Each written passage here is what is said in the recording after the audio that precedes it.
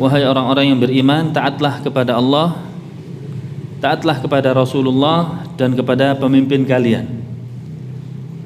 Maka diperinci oleh para ulama, mereka rahimahumullah mengatakan bahwasannya Ahlus Sunnah wal Jamaah adalah golongan yang terdepan di dalam taat atau dengar dan taat kepada pemimpin yang sah dari kaum muslimin selama perintahnya tidak menyelisihi syariat Allah Subhanahu wa taala. Kemudian mereka Ahlus Sunnah wal Jamaah adalah orang-orang yang mendoakan kebaikan untuk para pemimpinnya. Dan mereka Ahlus Sunnah wal Jamaah adalah orang-orang yang sabar atas kezaliman pemimpinnya. Dan mereka Ahlus Sunnah wal Jamaah adalah orang-orang yang senantiasa mengikuti pemimpinnya di dalam memimpin ibadah-ibadah yang besar seperti haji, jihad, kemudian berpuasa dan berhari raya untuk seluruh kaum muslimin. Dan tersisa pada kita, di hadapan kita adalah beberapa dalil yang ditulis oleh Az-Zahabi rahimahullah berkaitan tentang pemimpin yang zalim, ya. Ini adalah termasuk salah satu dari dosa besar yang termasuk di dalam kitab ini. Kita langsung saja masuk di dalam materi. Semoga Allah Subhanahu wa taala memberikan ilmu yang bermanfaat kepada kita dan berbuah amal yang saleh. Az-Zahabi mengatakan, wa qala man ahdatha hadatsan, dan Rasul sallallahu alaihi wasallam bersabda, man ahdatha hadatsan, barang siapa yang melakukan hal yang baru di dalam agama atau mencetuskan hal yang baru di dalam agama, atau ini yang dimaksud adalah bid'ah, adalah perbuatan bid'ah, au awa muhditsana, atau barang siapa yang melindungi orang-orang yang berbuat buruk. Barang siapa yang melindungi orang-orang yang berbuat buruk. Di dalam lafadz syar'i, muhdits ini termasuk di dalamnya ahlul bid'ah atau orang yang melakukan kebid'ahan, melakukan hal-hal yang baru di dalam agama yang tidak pernah ada contohnya dari Nabi sallallahu alaihi wasallam. Baik perkara bid'ah itu berkaitan dengan amaliyah, berkaitan dengan amaliyah yang zahir, yang nampak, atau berkaitan dengan akidah, berkaitan dengan keyakinan. Ada keyakinan yang baru yang tidak pernah diyakini oleh Rasulullah dan para sahabatnya. Contohnya ada keyakinan di antara kaum muslimin mengakui bahwasanya Allah Subhanahu wa taala tidak di atas langit. Keyakinan seperti ini tidak pernah diyakini oleh Rasulullah dan para sahabatnya. Atau keyakinan yang lainnya, di antara kaum muslimin ada yang meyakini bahwasannya ada di antara manusia yang mengetahui hal gaib. Ya, keyakinan seperti ini tidak ada pada beliau. Atau keyakinan tentang bab takdir, sebagian kaum muslimin meyakini bahwasanya kita ini adalah makhluk yang tidak mampu sama sekali untuk menentukan pilihan. Semuanya adalah hak Allah Subhanahu wa taala, atau dikenal dengan golongan Jabriyah. Demikian keyakinan seperti ini tidak ada pada zaman Nabi dan para sahabatnya. Atau sebaliknya, Qadariyah, yaitu golongan yang meyakini bahwasanya Allah Subhanahu wa taala tidak mengetahui sesuatu yang akan datang kecuali sampai benar-benar terjadi. Ini adalah beberapa contoh bid'ah yang berkaitan dengan keyakinan. Dan para ulama mengatakan bid'ah yang berkaitan dengan keyakinan ini jauh lebih dahsyat, jauh lebih berbahaya daripada bid'ah yang berkaitan dengan amal ibadah. Au awa muhditsana, atau yang melindungi orang yang berperilaku buruk, masuk di dalamnya perilaku buruk, bid'ah atau maksiat. Masuk di dalamnya perilaku buruk adalah bid'ah atau maksiat. Jadi barang siapa yang melindungi pelaku bid'ah atas kebid'ahannya, mendukung kebid'ahannya, tidak mengingkarinya, masuk di dalamnya hal-hal seperti ini. Atau melindungi pelaku maksiat dengan melindunginya dari kejaran pemerintah barangkali, atau melindungi pelaku maksiat dengan mendukungnya, ya, atau juga tidak mengingkari pelaku maksiat walaupun dengan hatinya. Ini semuanya termasuk melindungi kemaksiatan. Apa kata Rasulullah? Fa'alaihi la'natullah, maka dia mendapatkan laknat dari Allah Subhanahu wa ta'ala. Laknat adalah ib'adu 'anir rahmah. Laknat adalah dijauhkan dari rahmat Allah Subhanahu wa ta'ala. Bagaimana mungkin seseorang mengharapkan kebahagiaan hidupnya di dunia sampai di akhirat, tetapi dia jauh dari rahmat Allah Subhanahu wa ta'ala? Bagaimana mungkin seseorang mengharapkan petunjuk dari Allah Subhanahu wa ta'ala, sementara dia dijauhkan dari rahmat Allah Subhanahu wa ta'ala? Salah satu makhluk yang terkenal laknatnya oleh Allah Subhanahu wa ta'ala adalah iblis. Bagaimana iblis kondisinya? Apakah Allah menunjuki dia? Apakah Allah memberikan perhatian kepada iblis? Tidak. Ini supaya kita tergambar apa itu laknat. Apa itu laknat? Yaitu jauh dari rahmat Allah, jauh dari kasih sayang Allah. Wal malaikah, demikian pula yang melaknat dia adalah para malaikat. Ya, bayangkan jumlah para malaikat lebih banyak daripada manusia. Lebih banyak daripada manusia. Semuanya melaknat, ya, orang yang berbuat bid'ah, atau yang melindungi orang yang berbuat bid'ah, atau yang melindungi perbuatan maksiat. Ya, barangkali ada orang yang berbuat maksiat, kemudian dia berlindung kepada kita, wahai saudaraku, lindungilah saya sedang berada di dalam kejaran. Ya, siapa Anda? Saya adalah barangkali daftar pencarian orang atas kasus bom di mana. Oh, jangan dilindungi. Justru pada saat itu kita disyariatkan untuk melaporkan. Kita disyariatkan untuk melaporkan. Dan beberapa kejahatan yang lainnya. Ya. Barang siapa yang melindungi, maka di sini disebutkan fa'alaihi la'natullah, maka dia akan mendapatkan laknat dari Allah Subhanahu wa taala. Wal malaikatu wan nasi ajma'in. Ya. Dan akan mendapatkan laknat dari para malaikat dan seluruh manusia. Ini adalah ancaman yang besar, ya, bukan dari satu orang, bukan dari Allah saja yang melaknat, tapi seluruh makhluk yang taat kepada Allah melaknat orang ini. La yaqbalullahu minhu sarfan wala adla, dan Allah Subhanahu wa ta'ala tidak akan menerima darinya sarfan wala adla. Di sini para ulama menafsirkan di beberapa tafsir. Apa yang dimaksud sarfan wala adla? Sebagian mereka mengatakan tidak diterima solat fardu dan solat sunnahnya. Ya, tidak diterima solat fardu dan solat sunnahnya. Yang dimaksud tidak diterima bukanlah dia kafir, bukan. Tidak diterima artinya tidak diridhoi solatnya. Namun hanya sekedar menggugurkan kewajiban diterima oleh Allah Subhanahu wa taala. Tetapi di situ tidak ada pahalanya. Sebagian yang lainnya mengatakan yang dimaksud tidak diterima sarfan wala adla adalah tidak diterima taubatnya.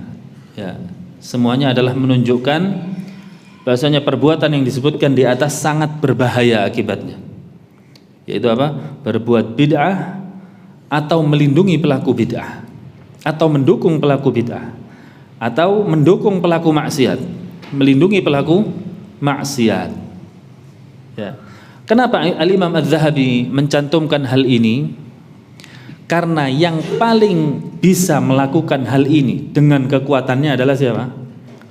Pemimpin. Makanya dimasukkan di dalam bab pemimpin yang zalim.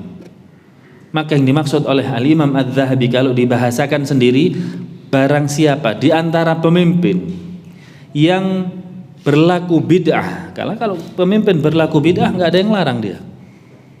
Ya, dengan kekuatannya semuanya diam. Atau melindungi pelaku bid'ah, atau melindungi pelaku maksiat. Ini siapa yang paling bisa melakukan? Pemimpin dengan kekuatannya. Fa'alaihi la'natullah. Maka dia berada di dalam ancaman hadis ini, yaitu laknat dari Allah Subhanahu wa taala. Ya. Pemimpin yang dimaksud semuanya dari segala aspek, bukan hanya pemimpin negara, termasuk pemimpin-pemimpin yang di bawahnya, yang menggantikan posisinya, seperti kementerian, atau yang di bawahnya gubernur, atau yang di bawahnya sampai pada skala paling kecil, yaitu suami. Barang siapa di antara suami yang melindungi keluarganya yang berbuat maksiat, atau melindungi perilaku bid'ah yang terjadi di dalam keluarganya, maka dia juga mendapatkan ancaman hadis ini, akan mendapatkan laknat dari Allah Subhanahu wa ta'ala. Dan hadis ini maksudnya sama dengan hadis sebelumnya pada pertemuan yang lalu, hadis dari Abu Ubaidah, ya. Hadis dari Abu Ubaidah Abdullah ibnu Mas'ud dari ayahnya.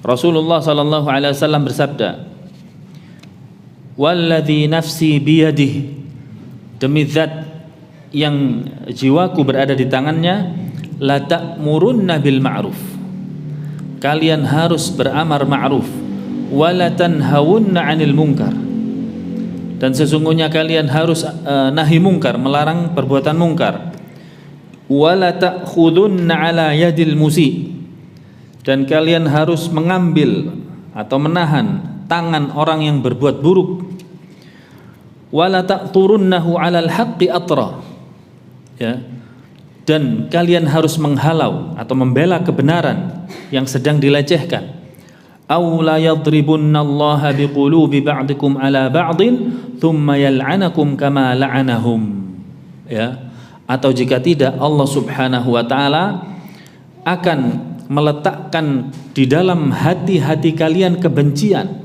kemudian Allah Subhanahu wa taala akan melaknat kalian sebagaimana Allah melaknat mereka. Allah melaknat mereka dimaksudkan di sini yaitu Bani Israel. Allah akan melaknat orang yang melindungi pelaku maksiat atau pelaku kebid'ahan, minimal ya.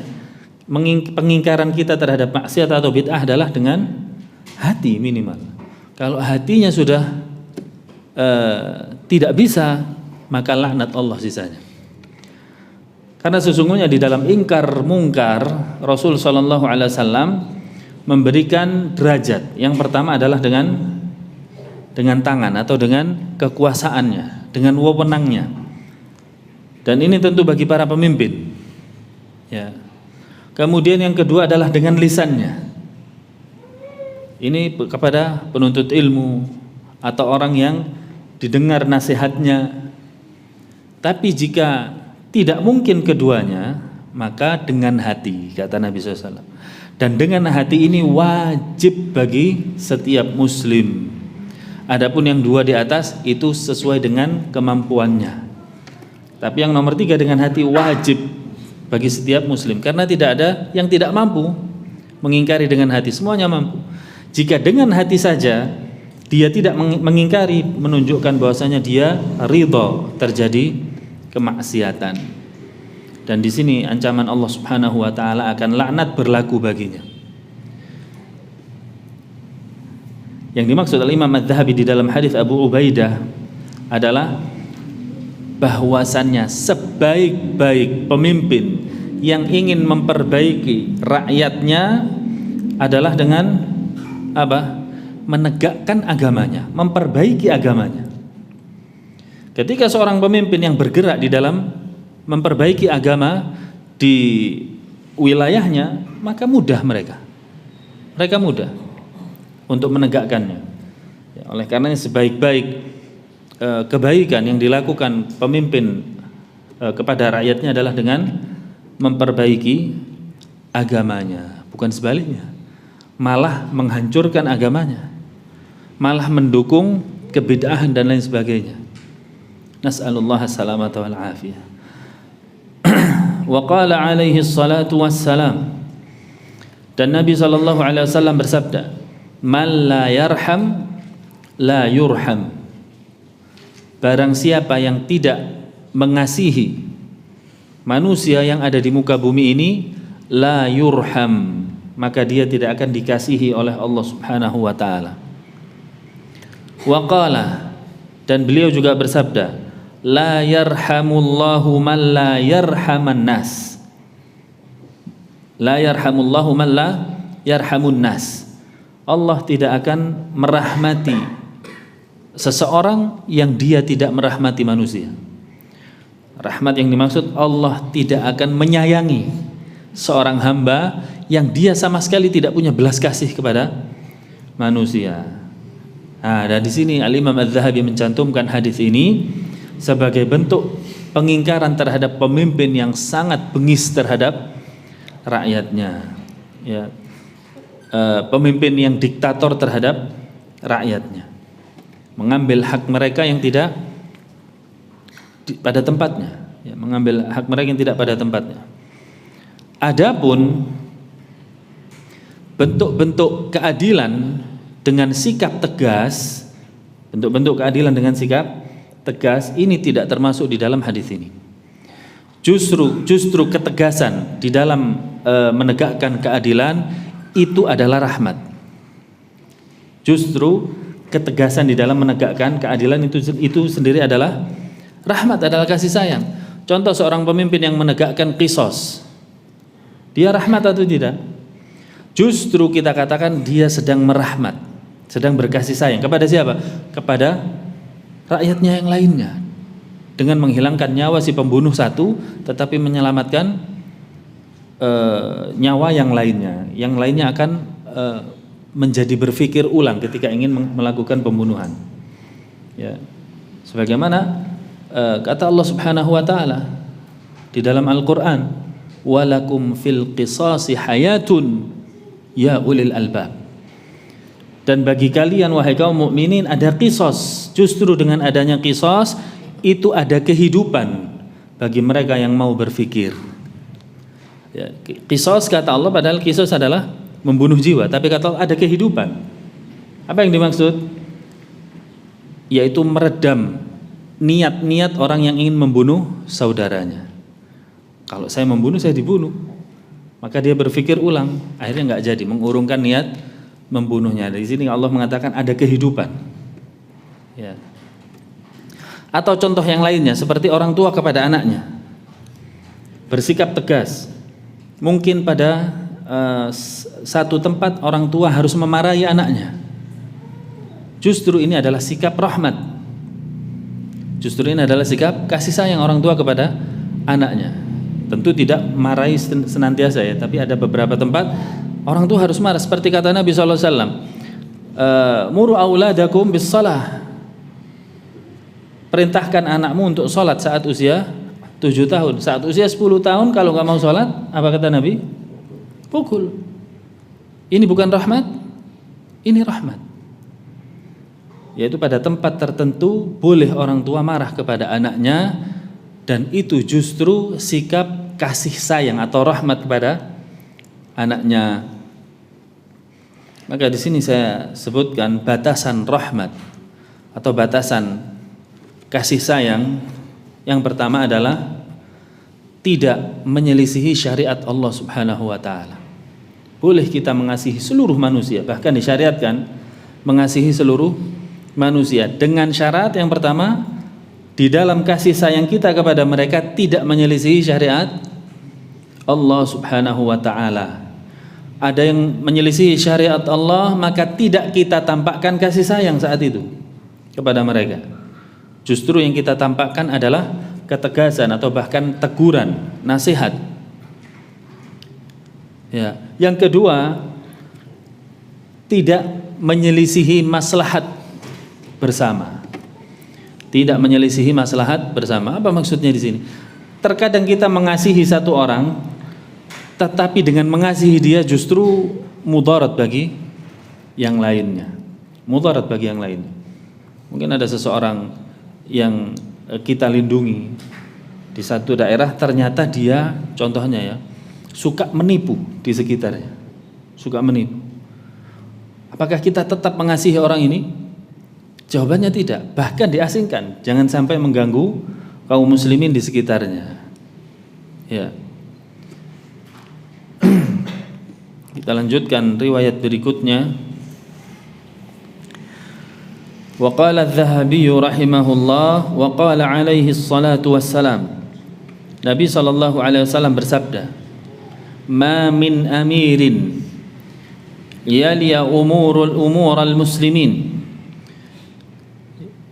Tidaklah salah seorang pemimpin siapapun dia, ya, memimpin perkara kaum muslimin, thumma la yajhadu lahum wa yansahu lahum, kemudian dia tidak bersungguh-sungguh untuk memperbaiki rakyatnya. Saya ulang, memperbaiki rakyatnya seperti hadis yang tadi. Yang utama adalah memperbaiki agamanya, baru setelahnya dan setelahnya. Jika tidak melakukan demikian, disabdakan di sini oleh Rasulullah, illa lam yadkhul ma'ahumul jannah, maka pemimpin tersebut tidak akan masuk surga bersama rakyatnya. Pemimpin tersebut tidak akan masuk surga bersama rakyatnya. Hadis ini diriwayatkan oleh Bukhari dan Muslim. Yang dimaksud di sini, apabila rakyatnya tersebut ada yang masuk surga, kemudian pemimpinnya juga ditakdirkan Allah masuk surga, kata para ulama, dia diakhirkan, ditunda, dia diakhirkan. Kenapa? Dulunya tidak fokus di dalam memperbaiki rakyatnya. Jadi seandainya ada segolongan rakyat yang masuk surga, pemimpin ini juga masuk surga, diakhirkan, dia tidak boleh bersama ini, rakyatnya dulu, ya. Makna kedua adalah dia ditangguhkan dulu tempatnya di neraka, dicuci di neraka dulu. Seandainya pemimpin ini dia adalah seorang muslim. Karena dosa besar menurut keyakinan Ahlus Sunnah bagaimana? Di bawah kehendak Allah Subhanahu wa taala.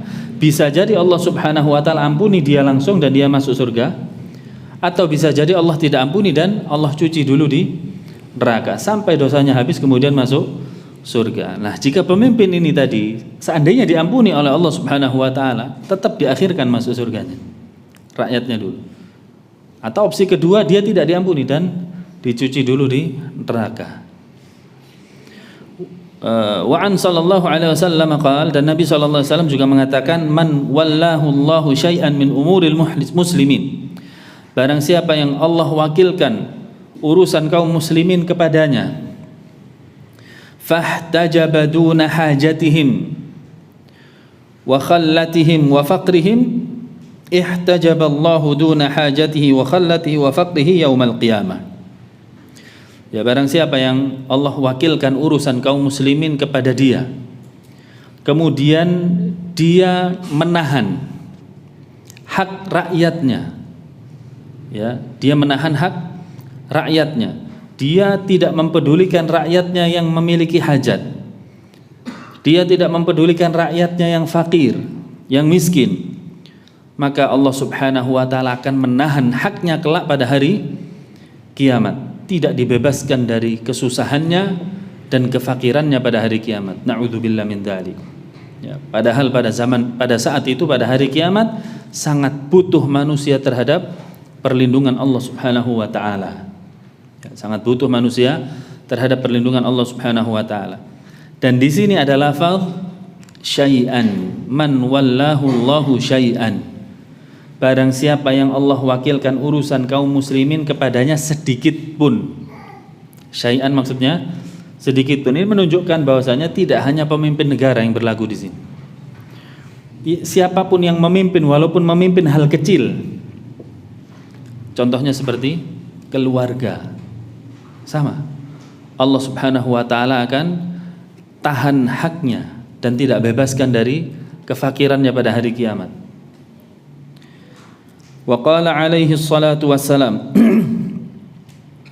Nabi sallallahu alaihi wasallam bersabda, al-imamul adilu yudhilluhu Allahu fi dhillihi. Imam yang adil atau pemimpin yang adil, ya, Allah akan naungi dia di bawah naungannya. Ini sebagaimana hadis yang panjang disebutkan pada hari kiamat, ya, ada 7 golongan yang Allah Subhanahu wa taala lindungi. Ya, ada 7 golongan yang Allah Subhanahu wa taala lindungi tahta dhillihi, di bawah lindungan Allah. Yauma la dhilla illa dhilluhu, pada hari yang tidak ada naungan kecuali naungan Allah Subhanahu wa taala.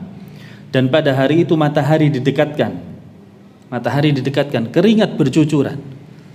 Semuanya tidak berbusana. Semuanya menunggu nasibnya. Kemudian Allah Subhanahu wa taala siapkan naungan bagi 7 golongan tersebut. Yang pertama disebutkan di dalam hadis tersebut adalah al-imam al-adil, pemimpin yang adil. Ya, pemimpin yang adil. Di sisi lain Allah Subhanahu wa taala ancam bagi mereka yang tidak memperbaiki urusan rakyatnya atau urusan orang-orang yang dia pimpin, tetapi di sisi lain Allah beri kabar gembira bagi mereka yang fokus di dalam memperbaiki rakyat yang dia pimpin atau orang-orang yang berada di bawah kepemimpinannya. Berikutnya waqala, dan Nabi sallallahu alaihi wasallam bersabda, al-muqsituna ala manabira min nurin alladzina ya'diluna fi hukmihim wa ahlihim wa ma walu. Al-muqsituna adalah orang-orang yang berlaku adil, ya. Al-muqsit adalah orang yang berlaku adil di setiap dia menentukan hukum, di setiap dia menetapkan kebijaksanaan, dibangun di atas rasa adil. Dibangun di atas rasa adil, dia benar-benar objektif di dalam menentukan hukum. Ini yang dimaksud al-muqsit. Kata Allah al-muqsitu, kata Nabi SAW, al-muqsituna ala manabira min nur. Orang yang adil di dalam menentukan seluruh hukum.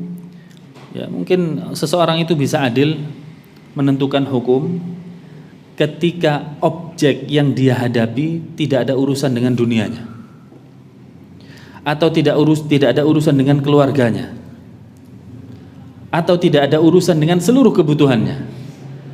Tetapi terkadang manusia, bahkan kaum muslimin, bisa terjatuh ke dalam kezaliman ketika dia menghukumi sesuatu yang di depan matanya adalah keluarganya, atau mungkin ada urusan dengan dunianya. Tetapi bagi al-muqsit yang dimaksud di dalam hadis ini tidak.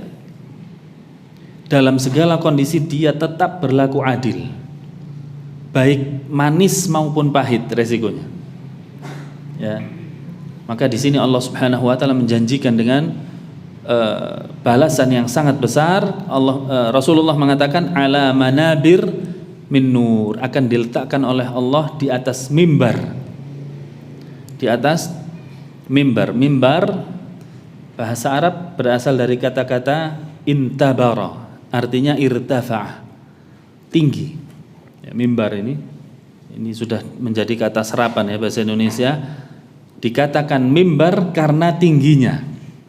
Ketika orang naik ke sana dia derajatnya tinggi dan bisa dilihat orang banyak. Menunjukkan bahwasannya ketika Allah Subhanahu wa taala mengatakan akan diletakkan di atas mimbar, maka Allah Subhanahu wa taala akan meletakkan dia benar-benar ada mimbarnya, dan itu adalah tempat diangkat derajatnya dia oleh Allah Subhanahu wa taala. Min nur plus ditambah ada cahaya yang berkilau. Ya, dan kilauannya paling cerah sehingga mengundang mata manusia untuk melihat orang ini. Sehingga mengundang, seluruhnya akan melihat siapa dia. Ternyata dia adalah al-imam al-adil atau al-muqsit, orang-orang yang benar-benar adil di dalam menetapkan hukum. Manis maupun pahit resikonya. Alladzina ya'diluna fi hukmihim, ini penjelasannya, yaitu orang-orang yang berlaku adil di dalam hukum mereka, di Di dalam hukum mereka maksudnya di dalam menetapkan keputusan atas seluruh perkara. Wa ahlihim, ya, atau di dalam keluarga mereka. Wa ma walu, ya, dan seluruh hal yang dia pimpin dan seluruh hal yang dia pimpin. Para ulama mengatakan hatta bainas sibyan, walaupun dia menghukumi atau menetapkan keputusan di antara anak-anak kecil, subhanallah.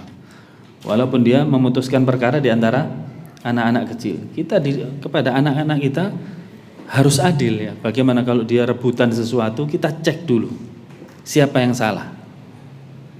Ya, kemudian timbang dari segi usianya. Bukan asal sini kasih adiknya, akhirnya kakaknya suruh ngalah terus. Lama-lama sakit hati. Ini jangan dikira tidak ada hisabnya di sisi Allah Subhanahu wa taala. Wallahi ada. Mereka semua juga makhluk Allah Subhanahu wa taala. Anak-anak kita adalah makhluk Allah Subhanahu wa taala. Juga seorang guru, biasanya guru TK, ya, ini dituntut untuk adil juga kepada anak-anak didiknya. Ya. Wa qala, dan Nabi sallallahu alaihi wasallam bersabda, syiraru a'immatikum alladhi tubghidunahum wa yubghidunakum. Seburuk-buruk pemimpin kalian adalah yang kalian benci kepada mereka, mereka pun benci kepada kalian. Seburuk-buruk pemimpin adalah yang kalian benci kepada mereka, mereka pun benci kepada kalian. Ya, maka di sini ada mungkin rakyat ini benci kepada pemimpinnya karena kezalimannya, sehingga rakyatnya berontak. Padahal oleh Nabi nggak boleh berontak. Akhirnya pemimpinnya juga benci kepada rakyatnya. Ini adalah seburuk-buruk kondisi. Seburuk-buruk kondisi. Sebelumnya ini potongan hadis sebelumnya, awalnya Rasul mengatakan khiyaru a'immatikum alladhi tuhibbunahum wa yuhibbunakum.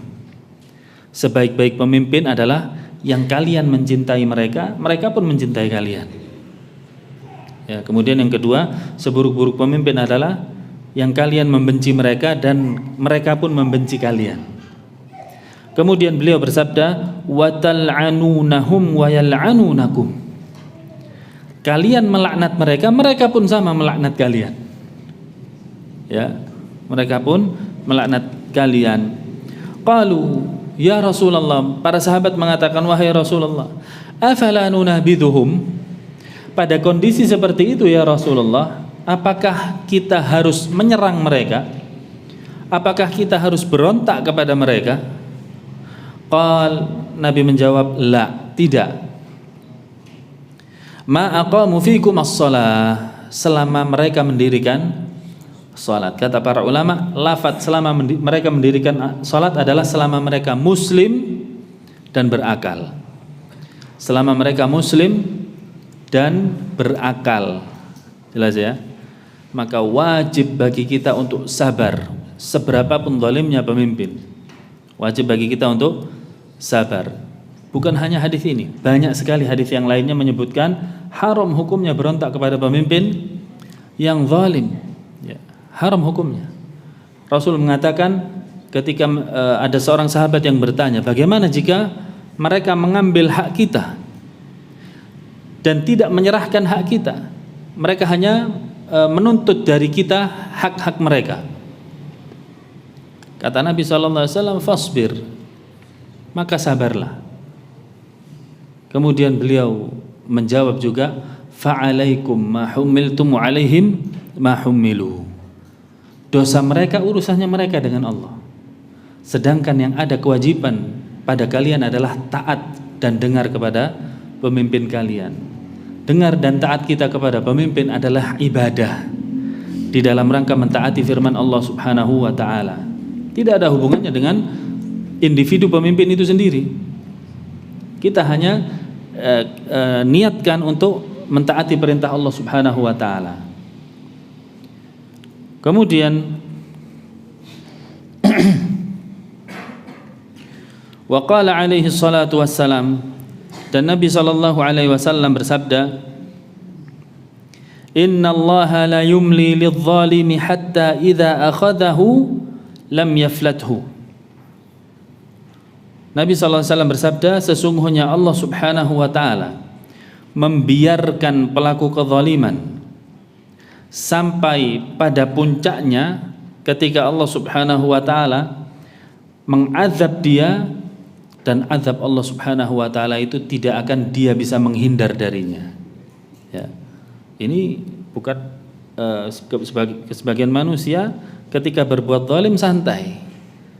Dia jawab, jika perbuatan ini tidak diridhoi oleh Allah Subhanahu wa taala, pasti Allah langsung azab. Ternyata tidak demikian konsepnya. Bisa jadi langsung Allah azab, bisa jadi yang lebih parah justru Allah biarkan. Allah biarkan dia mendapatkan dunia, dia merasa aman dari kezalimannya. Sampai pada puncaknya Allah Subhanahu wa taala kan azab yang sampai dia tidak bisa menghindar dari azab Allah Subhanahu wa taala. Nas'alullaha min su'il hal. Thumma qara'a. Kemudian Nabi SAW membaca ayat Al-Quran. Wa kadzalika akhdhu rabbika idza akhadzal qura wa hiya zalimah. Demikianlah ketika Allah Subhanahu wa taala mengazab sebuah penduduk daerah dan penduduk daerah tersebut berbuat zalim. Inna akhdahu alimun syadid. Sesungguhnya azab Allah Subhanahu wa taala itu maha pedih dan menyakitkan.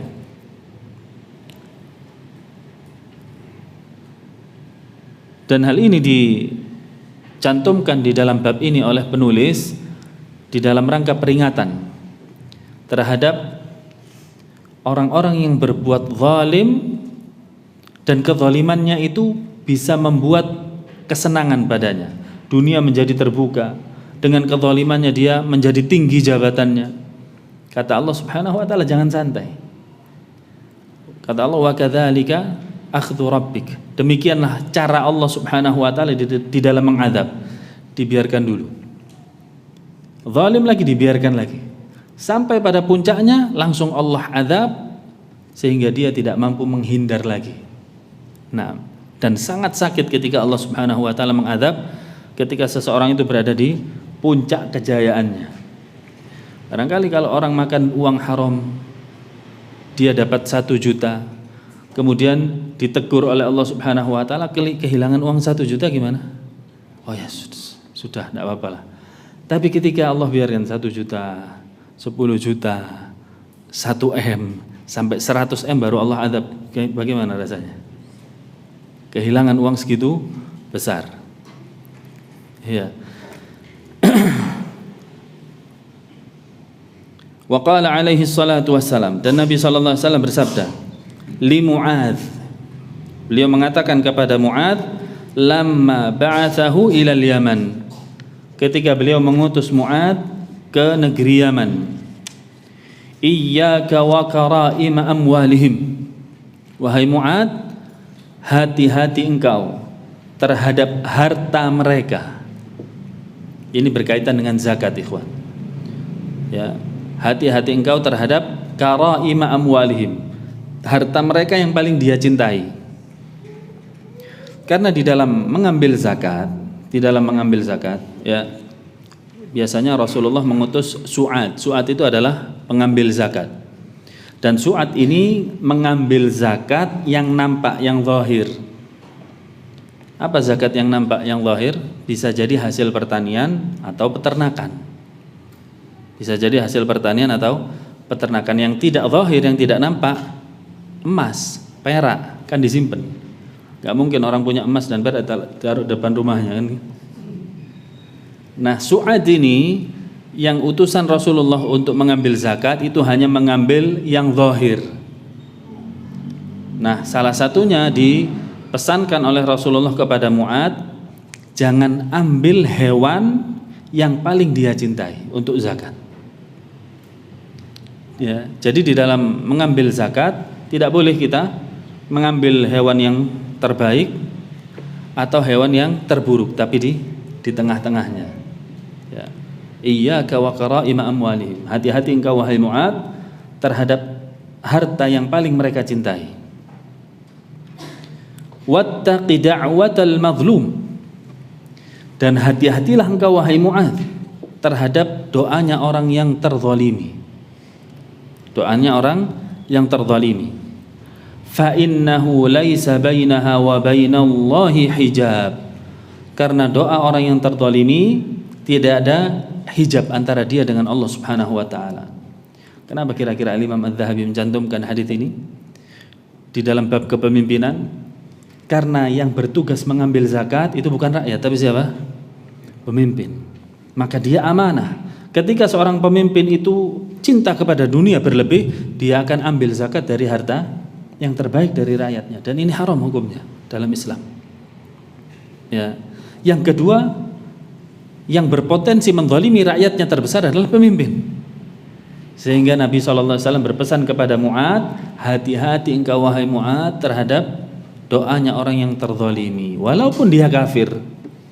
Walaupun dia kafir, kafir juga makhluk Allah Subhanahu wa taala.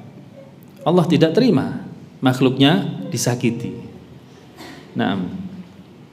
Wa qala, dan Nabi SAW bersabda, inna syarrar ri'a al-hutamah. Inna syarrar ri'a al-hutamah. Sesungguhnya seburuk-buruk pemimpin adalah yang bengis, yang kasar. Ini termasuk pemimpin dari skala yang kecil, yaitu suami atau seorang ayah.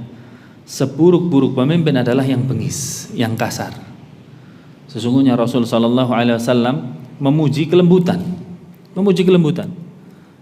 ya. Dan banyak sekali dari kelembutan Rasul SAW menghasilkan manfaat yang besar bagi kaum muslimin. Dari kelembutan Nabi SAW bisa memuluskan dakwah beliau sehingga manusia cinta kepada beliau. Allah Subhanahu wa taala berfirman, "Fabima rahmatin minallahi linta lahum walau kunta faddan ghalidhal qalbi lan faddu min hawlik." Atas rahmat dari Allah Subhanahu wa taala wahai Muhammad, engkau diberikan hati yang layyin, diberikan hati yang lunak, yang lembut. Seandainya kata Allah hatimu itu keras, bengis, lan faddu min hawlik, mereka akan berlalu dari hadapanmu. Nah, ini ikhwan. Ya, di dalam mendidik anak juga masuk di sini. Di dalam mendidik istri juga masuk di sini. Dalam hubungan bertetangga juga masuk di sini. Terutama bagi mereka yang berdakwah, ini juga termasuk di sini. Rasulullah SAW bersabda di dalam hadis yang lain, "Ar-rif'u la yakunu fi syai'in illa zanah, wa la yanzi'u min syai'in illa syanah." Kelembutan itu apabila ada dalam sesuatu, dia akan menghiasinya. Ya. Tapi kalau kelembutan itu tidak ada pada sesuatu, dia justru memburukkannya, memperburuk kondisinya. Orang kalau parasnya bagus, parasnya baik ya, tapi lembut, enggak lembut, kasar, bengis, enggak ada apa-apanya parasnya itu, ya.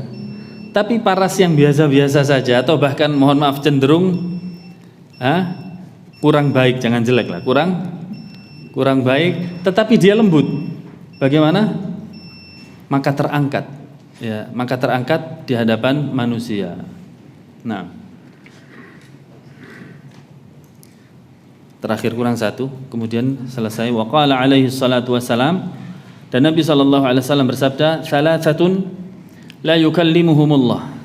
Ada 3 golongan yang tidak diajak bicara oleh Allah Subhanahu wa taala pada hari kiamat. Fadzakara minhum, di antara 3 tersebut Rasulullah menyebutkan al-malikul kadzdzab, seorang pemimpin yang pendusta. Seorang pemimpin yang pendusta, ya. Alhamdulillah kita sudah sebenarnya tinggal sedikit lagi sudah masuk Isya. Insyaallah kita lanjutkan pada pertemuan yang akan datang. Mungkin insyaallah disambung dengan bab berikutnya, yaitu syurbul khamr wa illam yuskir minhu, ya, yaitu minum khamr walaupun dia tidak kecanduan atau mabuk dengan khamr tersebut. Wallahu ta'ala alam Semoga Allah Subhanahu wa taala memberikan istiqamah kepada kita di jalan ilmu dan amal. Allahumma aslih lana dinana alladhi huwa ismatu amrina wa aslih lana dunyana allati fiha ma'ashuna wa aslih lana akhiratana allati fiha ma'aduna waj'alil hayata ziyadatan lana min kulli khair waj'alil mauta rahatan lana min kulli syarr. Allahumma aslih lana dinana alladhi huwa ismatu amrina.